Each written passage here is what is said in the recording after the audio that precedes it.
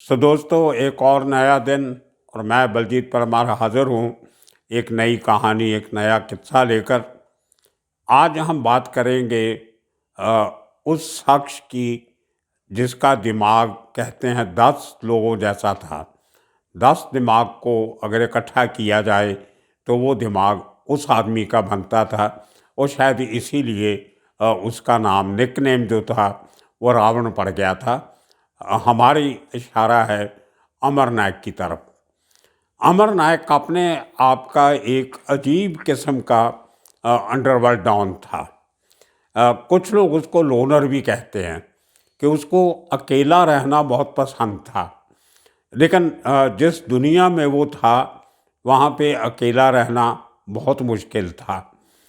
अ, बचपन से जो एक उसने जो गरीबी देखी, सब्ज़ी मार्केट में जहाँ पे उसका पिता सब्जी का ठेला लगाया करता था, वहाँ पे वो गरीबी के दिन और वो पूरी मेहनत पूरा दिन, और जो लोकल दादा वहाँ के जो हफ्ता वसूली करते थे वो जो उसने देखा, उसने बर्दाश्त भी किया और उस सिस्टम को स्टडी भी किया। ऐसा ऐसा उसको ये लगा कि ये लोग जो पूरे सब्जी वालों से, पूरे रेडी वालों से और छोटे मोटे काम करने वालों से इतना पैसा इकट्ठा करते हैं, तो अगर थोड़ी सी हिम्मत की जाए तो मैं भी ये काम कर सकता हूँ। तो पहले तो उसने वहाँ से अपने आप को प्रिपेयर करने के लिए, क्योंकि अगर उसी सेटअप में रहता तो उससे तगड़े लोग और भी थे, उससे बड़े लोग और भी थे, शातिर लोग और भी थे, चालाक लोग भी थे, उनके लिंक्स भी थे। तो इस शख्स ने जो शुरुआती दिन अपनी ज़िंदगी के वो वालजी पालजी भाइयों के साथ निकाले। उनका अपना बहुत बड़ा गैंग था, बहुत उनकी बरादरी पूरी उनके साथ थी। एक मिनी आर्मी की तरह वालजी पालजी भाई ऑपरेट करते थे। एक भाई तो फिज़िकली बहुत तगड़ा था, पहलवानों जैसा। दूसरा थोड़ा फिज़िकली वीक था, लेकिन वो कमज़ोरी उसकी भाई के साथ वो दूर कर लेता था। तो जितना बड़े लेवल पे उन्होंने, जितने दलेर थे दोनों भाई, वो जो दलेरी है, कुछ भी करने की हिम्मत, वो मुझे लगता है कि अमर नायक ने वो वालजी पालजी भाइयों से सीखी। और वहीं से उसने दूसरा गुर सीखा कि जितना बड़ा आपका गैंग होगा, जितने ज़्यादा लोग आपके साथ आपके गैंग में होंगे, उतने ही आप कामयाब हो सकते हो। और इसमें कोई शक नहीं है कि अपने ज़माने में जो सबसे बड़ा गैंग था अंडरवर्ल्ड का, उसमें मैं दाऊद इब्राहिम को भी गिनूँगा, करीम लाला को भी, वर्धा राजन को भी, छोटा राजन को भी। इन सब के पास मिला के इतने आदमी नहीं होंगे जितने अमर नायक अकेले के पास थे। और बहुत सिस्टम से उसने रखे हुए थे। ये नहीं कि ऐसे जो अपने अपने परिंदे रखे होते हैं, गुर्गे रखे होते हैं, वो सारा दिन कुछ ना कुछ आपके लिए करते रहते, नहीं। एक उसका जो सिस्टम था काम करने का, 8-10 लोग जो उसके खास थे वो तो उसने बहुत करीब रखे। बाकी लोग अलग-अलग जगह पे छोटी-छोटी टुकड़ियों में सेफ हाउसेस में रहते थे। जैसे मैंने आपको बताया, एक चौल थी, बीआईटी चौल अगरीपाड़ा में, उसमें कुछ बिल्डिंग्स में अरुण गवली के लोग रहते थे। दूसरी तरफ उसमें भाई ठाकर के और अमर नायक के लोग रहते थे। और तीसरा जो एरिया था वहाँ पे कुछ और किस्म के जो बदमाश थे वो वहाँ पे रहते थे। तो इस आदमी ने उसी तरह एयर कंडीशन मार्केट के सामने आरटीओ ऑफिस के पास जर्मन चौल पूरी की पूरी अमर नायक के लोगों के साथ भरी हुई थी, जहाँ पे गेंडिया मामा का मर्डर होता है, और वहीं पे अबू जठार का भी मर्डर उसी चौल पे होता है। वो दूसरी कंडीशन में हुआ। गेंडिया मामा का किस्सा मैंने आपको सुनाया था। अबू जठार का एक दिन सुनाऊंगा आपको कि कैसे वो शख्स जिससे एक ज़माने में कहते हैं कि परिंदे भी डरते थे उस एरिया के, वहीं पे उसकी अपने घर में, अपने मोहल्ले में, अपनी चौल में उसका मर्डर हो जाता है तो क्यों होता है। इसी तरह एयर कंडीशन मार्केट में जो होल्ड था अमर नायक का, कितने लोग वहाँ पे रहते थे, दुकानें चलाते थे, वहाँ पे ऑफिस चलाते थे, बिजनेस करते थे, लेकिन अंदर से अमर नायक के साथ जुड़े हुए थे। और वही कारण था कि भले अमर नायक अपने ऑफिस में अकेला बैठता था अपना कंप्यूटर लेके, उस ज़माने में इट वॉज वेरी कंप्यूटर सेवी। उसने वो जैसे फॉरेन का जो अंडरवर्ल्ड काम करता है, अगर आप जो हमेशा बात करते हो फॉरेन के माफियाज की, मैक्सिकन माफिया या कोलंबियन माफिया या इटालियन माफिया नहीं, लेकिन basically Colombian and Mexican mafia, तो पाब्लो एस्कोबार की आप बात करते हो, तो ये लोगों का काफ़ी असर जो था वो अमर नायक के ऊपर था। वो बहुत सी अपनी ज़िंदगी का बड़ा हिस्सा उसने एक इंटरनेशनल डॉन की तरह या एक इंटरनेशनल गैंगस्टर की तरह बताया है। और इतने लोगों को रखना, विखरोली में उसके आदमी रहते थे, भांडुप में उसके बंदे थे, जो उसके घर के आसपास का एरिया, जो 144 टेनेमेंट जो उसका हेडक्वार्टर था, आर्थर रोड जेल के पास एकदम कॉर्नर पे, काला गांधी गोरा गांधी की जो दवाइयों की दुकानें थी, उनके पास एक मंदिर भी है वहाँ बाहर, उसके बिल्कुल दीवार से जुड़ के 144 टेनेमेंट के महाराष्ट्र पुलिस का एक एमटी डिपार्टमेंट का विंग है, मोटर ट्रांसपोर्ट डिपार्टमेंट का, जहाँ पे पुलिस की गाड़ियाँ वगैरह ठीक होती हैं। तो उसकी दीवार कूद के आप 144 टेनेमेंट से एमटी के अंदर भी जा सकते हो, जहाँ मैकेनिक वगैरह काम किया करते थे, वो होते सब पुलिस वाले थे। खैर, तो वहाँ से पूरा एरिया, और उसके साथ आगे थोड़ा प्रेल की तरफ चले जाओ, या आगे लाल बाग की तरफ चले जाओ, तो कई ठिकानों पे अमर नायक के बंदे वहाँ रहते थे। और उनको जब ज़रूरत होती थी, कहीं किसी काम पे भेजना है, तो उनको बुला लिया जाता था। तो बहुत काम थे। एक तो हफ्ता वसूली सबसे बड़ा काम था। कितने मतलब हज़ारों फेरी वालों से, ठेले वालों से, जो सिस्टम अमर नायक ने बचपन में सीखा था, देखा था, वही सिस्टम उसने और सिस्टमेटिकली उसको फूल प्रूफ करके वही उसने चलाया। और जो वहाँ के लोकल जो लोग पहले काम करते थे, उनको मार के भगाया, जहाँ उनको अपने साथ नीचे लगा लिया काम करने के लिए। तो ये उसका एक तरीका था। और ख़ुद काम करने में उसको मज़ा आता था। अपने जितने बड़े केस, जितने बड़े मर्डर, जितनी बड़ी एक्सटॉर्शन जहाँ कुछ हुए हैं, उसमें सब में सबसे आगे लग के अमर नायक खुद काम करता था। उसमें हिम्मत थी, डेयरिंग थी, इसलिए उसको सबसे डेयरिंग डॉन भी कहा जाता है। खुद जाता था, और वो जिसको आर्मी की भाषा में to lead from the front, आगे से लीड करना अपनी आर्मी को, वो he was a leader who led from the front, ये उसके बारे में कहा जाता है। और वो अपने रिलेशंस को कभी पब्लिक नहीं करता था। कितने पुलिस वाले उसकी पे रोल पे थे, लेकिन कभी भी किसी पुलिस वाले को उसने ज़ाहिर नहीं किया। एक के साथ दूसरे की बात उसको नहीं बताता था कि उसके साथ मेरे क्या रिश्ते हैं, सीक्रेटिव बहुत था। और एक एक पैसे का अपना हिसाब रखता था। बहुत प्रॉपर्टी बनाई उसने, कुछ अपने रिश्तेदारों के नाम पे की, भाइयों के नाम पे की, अपने कुछ खास जो उसके गुर्गे थे उनको भी बिजनेस साइड में सेटअप करके दिया, ताकि उनके कुछ हो जाए तो उनके घर वालों को तकलीफ़ ना हो। और उसी तरह से एक रेगुलर एक जो पे ऑफ सिस्टम था उसका, वो लगातार चलता रहा। और उसके जैसे अरुण गवली के लिफाफे जाते थे लोगों को, उसी तरह अमर नायक का भी अपने स्टाफ के लिए हर महीने का खर्चा जाता था, जिसको पे रोल कहते हैं। एक वही खाता वो अपना सब कंप्यूटर में रखता था, और वहीं से बैठ के खुद ऑपरेट करता था अपने आदमियों को थ्रू। जहाँ जहाँ लोग बैठे हैं उसको पता होता था। वहाँ की उस ज़माने में लैंडलाइन, उनको टेलीफोन मुहैया करवाए जाते थे। उसके बाद पेजर्स आ गए, और उसके साथ साथ कुछ जो नए नए कॉल सेंटर उस ज़माने में आए थे, उनका इस्तेमाल भी किया जाता था मैसेज पहुंचाने के लिए। तो ये उसका काम करने का तरीका था। बहुत साल वो हिंदुस्तान के बाहर भी रहा। उसका काम सिर्फ मुंबई में एक्सटॉर्शन, हफ्ता वसूली या ये नहीं था। और भी कई काम थे उसके, जिसमें आर्म्स में डील करना और ड्रग्स। और आखिरी दिनों में थे वो ड्रग्स में बहुत बड़े लेवल पे उसने एंट्री ले ली थी ड्रग ट्रेड में।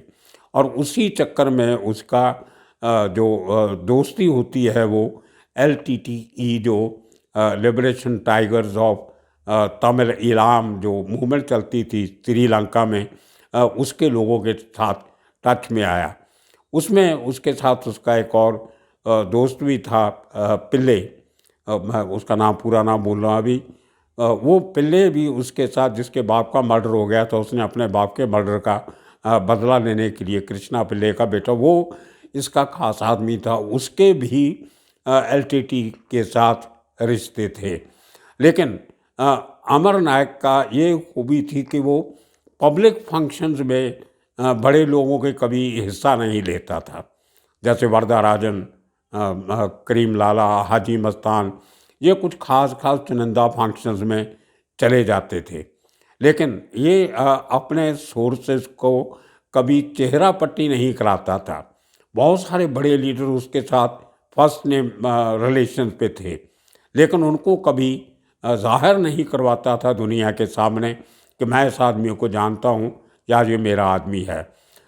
इतनी उसके तो काम करने के तरीके की दहशत ऐसी थी कि उसके नाम से लोग डरते थे।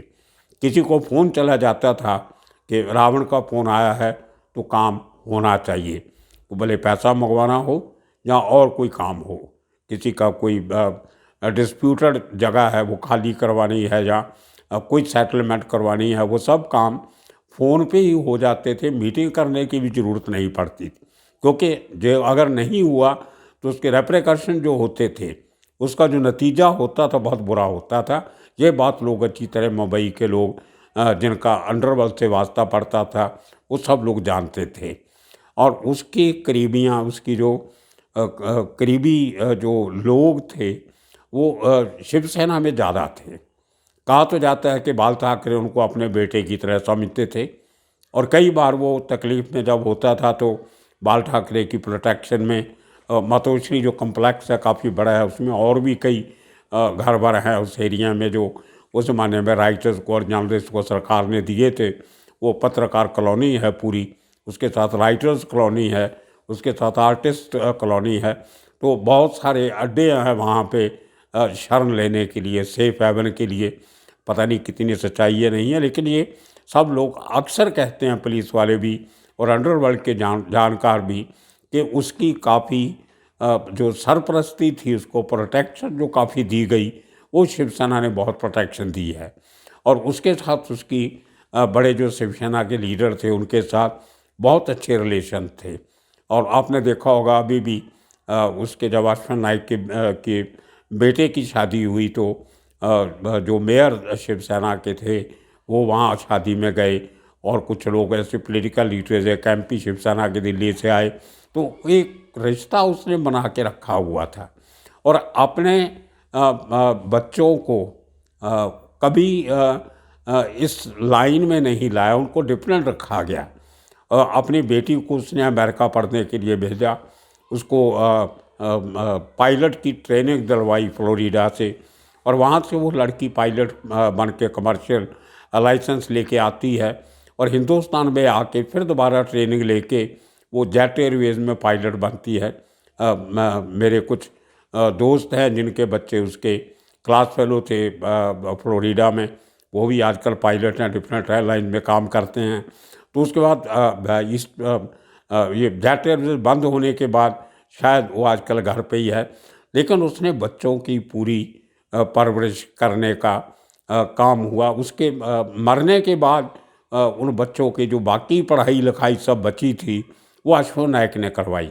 शायद बेटी को भी अश्वन नायक ने भेजा था, लेकिन उसके जो सपने थे वो बच्चों को क्राइम की दुनिया से दूर रखते हुए, उन उस दुनिया से साइड में रखते हुए उनको पढ़ाने लिखाने का काम ज़्यादा किया। तो ये उसकी एक थी, जो उसके मरने के बाद अश्वन नायक ने उसके बच्चों को पढ़ा के उसके सपने पूरे किए। तो अगर खुद होता तो भी उसने वही करना था। तो अपनी बीवी उसकी पूरी हाउस वाइफ की तरह रही। उसने कभी अपने आप को डॉन की बीवी नहीं समझा, जो बाकी बहुत से डॉन्स की बीवियां समझती हैं। उनकी बहनें भी कई के डॉन बन जाती हैं, भाई डॉन बन जाते हैं। तो लेकिन इसके घर में वो क्राइम की दुनिया को अपने तक के लिमिटेड रखता था, और उसका भाई भी अश्विन भी इस डॉनगिरी में नहीं पड़ा, अनलेस जब अमर नायक की डेथ होती है तो उसको वो गैंग संभालने के लिए रिलक्टेंटली उसको आना पड़ता है। वो तो पूरी ये दुनिया छोड़ के, क्राइम की जुर्म का चौगिरदा छोड़ के, वो तो तमिलनाडु में सेटल होने की कोशिश कर रहा था अश्विन नायक। लेकिन भाई की डेथ के बाद उसको वापस आना पड़ा, और उसी वजह से, गैंग वार की वजह से उसको अटैक हुए, उसको गोली मारी गई जो उसके सर में लगी और उसको पैरालिसिस हुआ। आज भी वो व्हील चेयर पे है। अगर वो नहीं बिल्कुल इस लाइन में आता तो शायद ये जो आज उसको दिन देखने पड़ रहे हैं बीमारी की हालत में, ये शायद नहीं देखने पड़ते। लेकिन दूसरी तरफ जो सबसे बड़ा उसका प्लस फैक्टर अंडरवर्ल्ड में गिना जाता है, वो है अपने बंदों का ख्याल रखना। मैं जब पिछले दिनों में बात कर रहा था मुंबई के उस इलाके के लोगों की, जिनमें से कुछ लोगों ने उसके साथ काम भी किया था, वो उनका एक मुहावरा बोलते हैं, वो एक कहावत बनी हुई है कि वड़ा पाव खाने वाले लोगों को वो बटर टोस्ट करवाता था। मतलब जिनको वो कम पैसे दे के भी काम करवा सकता था, उनको ज़्यादा पैसे दे के, उनको अच्छी फैसिलिटीज़ दे के उनसे काम करवाता था। इसलिए उसके आदमी उसके लिए जान देने को भी तैयार थे। और ये बहुत हैरानी की बात है कि उसके बहुत से लोग, 90% लड़के जो उसके साथ काम करते थे जब जिंदा था, उसके मरने के बाद वो सब लोगों ने ये काम छोड़ना बंद कर दिया। वो गैंगस्टरिज्म से निकल गए, को अपने अपने काम पे लग गए, जहाँ और नौकरियां ढूंढ ली, जहाँ कहीं और चले गए। लेकिन अश्विन नायक के साथ जहाँ जो बाकी कुछ लोगों ने काफ़ी देर तक गैंग चलाया, उनके साथ वो नहीं जुड़े। उनकी लॉयल्टी सिर्फ अमर नायक के साथ थी, रावण के साथ थी, और किसी के साथ काम करना उनको अच्छा नहीं लगा। मुझे एक मेरे मित्र हैं, वो पुलिस ऑफिसर थे पहले, अभी रिटायर हो गए। उन्होंने मुझे बताया थोड़े दिन पहले कि खास आदमी जो अमर नायक के साथ काम करता था इतने साल, अमर नायक के मरने के बाद वो अपने गांव चला गया। वहाँ पे कुछ खेती बेती का काम किया, वो कुछ गुजारा होता नहीं था, कुछ मुंबई की याद भी आती होगी। तो वापस आके वो आदमी आज परेल एरिया में एक पेट्रोल पंप पे काम कर रहा है, 8,000 रुपये महीने की सैलरी ले रहा है। वही आदमी अगर आज भी एक हथियार, बंदूक हाथ में लेके, रिवॉल्वर पिस्टल लेके वो निकल पड़े अमर नायक के नाम पे, आज भी वो लाखों रुपए कमा सकता है। लेकिन नहीं, वो बोलता मेरी वफादारी सिर्फ अमर नायक के साथ थी, वो इस दुनिया में रहा तो मुझे ये काम करना ही नहीं है। इसी तरह एक और लड़का मुझे मिला, वो जेल काट के आया था, और मैं किसी स्टोरी के चक्कर में कुछ लड़कों को ढूंढ रहा था, जेल के अंदर की कुछ बात करनी थी। तो उस लड़के को मैंने पूछा, मैंने कहा तुम्हारी सज़ा ख़त्म हो गई, अमर नायक अब इस दुनिया में नहीं है, तुम क्या करोगे? तो बोलता मैं कुछ और कर लूँगा, लेकिन ये इस लाइन में नहीं जाऊँगा। मैं चाहता तो तभी भी मैं पहले भी अरुण गवली के साथ ज्वाइन कर सकता था, या किसी और गैंग के साथ जा सकता था, लेकिन नहीं, जो काम करने का मज़ा अमर भाई के साथ आता था वो किसी और के साथ नहीं है। और वो लड़का आज, वो जो कलिंगर बोलते हैं हम मुंबई में उसको, तरबूज नॉर्थ इंडिया में बोल देते हैं, उसका वो आदमी रेडी पे लगा के तरबूज बेचता है मुंबई में एक इलाके में, और साथ में उसने एक छोटी सी मशीन लगा रखी है जहाँ पे वो जूस बना के उसका बेचता है, और बोलता है कि मैं बहुत खुश हूँ। मैं रोज़ अमर नायक को याद करता हूँ। उसने फ़ोटो भी उसकी अपनी जेब में रखी हुई है, पर्स में। तो मैं ये धंधा अमर भाई के नाम से कर रहा हूँ। मुझे अब कोई क्राइम वगैरह उस दुनिया में वापस लौट के जाने की ज़रूरत नहीं है। और देखिए, वो शख्स जिसने ड्रग के बिज़नेस में इतने बड़े लेवल पे इतना काम किया, फिर वो आदमी खाना बदोश होके, रूपोश होके वो हांगकांग में जाके बैठता है। अब इतने केसेस में वांटेड था, 350-400 केस किए हुए, मर्डर का, एक्सटॉर्शन का, इसका उसका, काफ़ी लोग उसके पकड़े गए, काफ़ी मारे गए गैंगवार में, पुलिस एनकाउंटर में। तो वो शख्स जो है वो हांगकांग से अपना हुलिया बदलता है, वो अपना फेशियल सर्जरी करवाता है, पूरा चेहरा एकदम बदला। जो लोग कहते हैं कि वो अपने कुछ खास रिश्तेदार भी उसको नहीं पहचान सकते थे उसके नए अवतार में उसको देख के। तो वो आदमी वो चेहरा बदल के वापस आता है। उसको ये था कि जो मेरे दुश्मन हैं वो मुझे पहचान नहीं सकेंगे, अब जिनको मिलना है उनको मैं मिलूँगा। तो पुलिस वाले भी, आपको मैंने किस्सा सुनाया था, जब उसको साहिल होटल से पकड़ा तो पुलिस वालों ने नहीं पहचाना था कि ये अमर नायक। इसी तरह बड़े बड़े पॉलिटिशियन जिनके साथ पहले उठता बैठता था, वो लोग भी उसको नहीं पहचान पाते थे नए चेहरे में। और लेकिन उसका जो उसकी जो दलेरी थी, उसने जो काम किए, उसकी दहशत इतनी हो गई थी कि एक समय पुलिस को लगता था कि अगर ये आदमी और ज़्यादा देर जिंदा रहेगा तो बहुत बड़े हंगामे हो सकते हैं। जैसे मैं आपको बताया था ये किस्से में, जो सुनील खटाऊ का मर्डर हुआ, खटाऊ मिल के मालिक का, महालक्ष्मी ब्रिज के ऊपर, उसमें 4 लोगों ने जो अटैक करके उसको मारा था, उसके पीछे एक 2 जो की और बैकअप टीम थी, मोटरसाइकिल पे 2 और लोग थे कि अगर उनसे काम नहीं होता है तो पीछे वाली टीम वो काम करेगी। और उसके पीछे एक तीसरी टीम थी, मारुति कार, जिसमें इसका एक खास जोड़ीदार था भारद्वाज, वो इसके साथ था। और अमर नायक खुद उस मारुति कार में ऑटोमेटिक वेपन लेके बैठा था कि अगर ये दोनों अटैम्प्ट दोनों लोगों की फेल हो गई तो इसका काम मैं बजाऊंगा, मैं ये काम इसको एंड करूंगा। तो ये इतनी प्लानिंग और इतनी सेटिंग वो आदमी करता था। अंडरवर्ल्ड में हर सब लोग जानते हैं कि जितनी बड़ी प्लानिंग और सेटिंग करके अमर नायक ऑपरेट करता था, शायद किसी और गैंगस्टर ने नहीं किया। और बड़ी जल्दी करता था, इतनी तेज़, इतनी स्पीड से घेराबंदी करता था कि दूसरे आदमी को अपने बचाव का साधन ढूंढना मुश्किल हो जाता था। लेकिन अंत में उसका वही पॉलिटिशियन, जिन लोगों के साथ उसने बहुत काम किया, जिनके साथ उठना बैठना हुआ, उन्हीं लोगों ने आकर उसको एक खतरा समझ के उसका वो एनकाउंटर करवा दिया। और वो बहुत कंट्रोवर्शियल एनकाउंटर था, वो आपने किस्से बहुत सुने होंगे। तो इस तरह से वो रावण, जो अपनी दिमाग की वजह से अंडरवर्ल्ड पे रूल करता रहा, उसको हर जगह पे सक्सेस मिली, लेकिन वर्दा की तरह उसको भी धोखा पॉलिटिशियंस ने दिया। उसने मार खाई तो पॉलिटिशियन से खाई। तो पॉलिटिशियन ने काम करते हैं पुलिस के थ्रू, और वही पुलिस वाले जो उसके साथ उसके बैठते खाते थे, उसके साथ कुछ बिजनेस भी करते थे, उन्हीं लोगों ने इसके खिलाफ वो एक्शन लिया।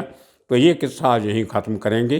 कल अरुण गवली की बात करेंगे और उसके बाद एक नई किस्म की सीरीज़ भाई लोगों की शुरू करेंगे। वो आपको मैं 1-2 दिन में बताऊंगा। काफ़ी काम कर रहे हैं उसके ऊपर, हम काफ़ी मटेरियल इकट्ठा किया है और 2-4 दिन में करके वो सीरीज़ एक नई शुरू करेंगे। आशा है आपको वो भी अच्छी लगेगी। तो आज के लिए इतना काफ़ी। आप सबका धन्यवाद, शुक्रिया।